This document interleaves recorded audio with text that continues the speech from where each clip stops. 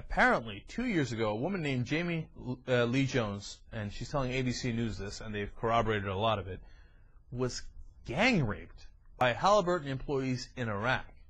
And then, after they did that to her, they put her in a container and wouldn't let her out. They had an armed guard, so she couldn't tell her story. And then they threatened her and said, hey, if you tell anybody about this rape, you'll lose your job, etc., etc. And they wouldn't let her talk to anybody for 24 hours. And finally, a sympathetic guard gave her a cell phone, and she called her dad in Texas. And then her dad called their congressman, who happens to be a Republican, and said, you got to get me out of here. I'm being held hostage. Even though I'm an American, I'm being held hostage by other Americans. They're not military. They're these Halliburton guys. And my God, I've been gang raped. I mean, this is the story I told you about earlier in the show, that you can't quite believe it. I mean, it's comic book evil. I mean, if you put it in a movie, I'd say, oh, that's ridiculous. That's so over the top. They're really going to do that to a poor young American girl that's there? When I first read the headline, I was like, oh, it's not going to make much traction, because I thought it was an Iraqi. And that's the sick part of what's happening in the world. If it was an Iraqi girl they did it to, it'd be a little blowback on it. The Iraqis would be pissed, and they'd sweep it under the rug. But it turns out they swept it under the rug when it was an American girl for 2 years. Now, I don't think they should be swept under the rug under any circumstances. But here's where the story gets really bad. If you didn't think it was bad enough already. They go to the State Department and the Justice Department, and they say, are you going to do something about this? Okay, she went and got tests done, and she, every part of her story is corroborated by others, right? And the Republican congressman is saying, hey, wait a minute, you got to take action here. And the State Department and the Justice Department did nothing for 2 years. So finally, she had to, and first of all, when you ask them, they say, oh, no comment, no comment. But yeah, no, we understand that case exists, and we're looking into it. Well, how long are you going to look into it? What is it going to take, 4 years, 6 years, 8 years? How long is it going to take? And then the second part of it is, well, we're not sure that those contractors are under any U.S. law. Well, that's really comforting. So you've known for 2 years that they're under no U.S. law. You've known that they raped this poor girl, and that they could do it again, and you didn't do anything about it? Well, they're under no U.S. law. You didn't think maybe you should change that after the girl got raped? This is a hideous story. I can't imagine how it could get any worse.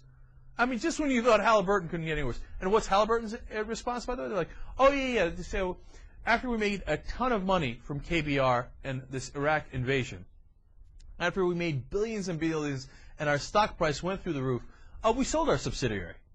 So KBR, what name so? I don't know KBR. Who's KBR?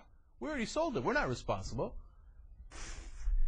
Yeah, you're responsible. You were running it when they did this to the girl. Now you want to wash your hands of it because you sold it? Because you saw this coming? And you think this isn't one of the reasons that they sold it? Of course! Look, they already took as much money as they possibly could out of Iraq. And all they saw ahead for KBR was trouble. And so they sold it, right? Now they say, oh, no. It ain't got nothing to do with us. Yes, it does. Yes, it damn well does. Dick Cheney, by the way, our vice president, still making money off this company. He's got it in a blind trust where he knows it's going to Halliburton. What kind of a blind trust is that? It's really, you put this stuff in a movie and nobody would believe it. They'd be like, oh, that's so unrealistic. That can't happen in real life. But it does, and it did. So now this girl, again, her name is Jamie Leigh Jones. She's now 22. She's going to civil suit and saying, hey, look, I gotta get recognition that this thing happened, and I gotta make sure it doesn't happen again. And and this is my only avenue, because the Justice Department will not bring a case, even though we ask them over and over. And so, of course, now the government's like, well, I don't know if a civil suit's the way to go. I mean, we won't do anything on the criminal end, but good luck to you. Civil suit, seems kind of fishy. Do these people have no conscience? I know what you're all screaming into the radio or on as you're watching this right now. Of course they don't have a conscience. Of course they don't. But I gotta hope that there's some consequence to this. Or is this also going to be water under the bridge? Oh, yeah, so they gang raped a 20-year-old girl, American girl, and they kept her in a container and they wouldn't let her out, and they tried to intimidate her.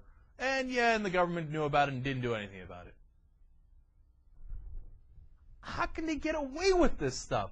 Isn't anybody going to do anything? And then finally, think if this happened under a Democratic administration. Everybody at the Justice Department, the State Department, and the President himself would have already been ripped to shreds. Democrats, rapists, they allow this woman. I mean, look at what they said about Clinton when he didn't even do anything, right? All the stupid charges they had against him. Imagine if something like this actually happened under the Clinton administration. They would have impeached him already. What happened yesterday afternoon? He would have been done. He would have walked out of office. My question is, and this is the same question, unfortunately, we keep asking in every one of these cases, will this also pass? Will there also be no consequences for this kind of heinous crime? Unfortunately, we're going to find out.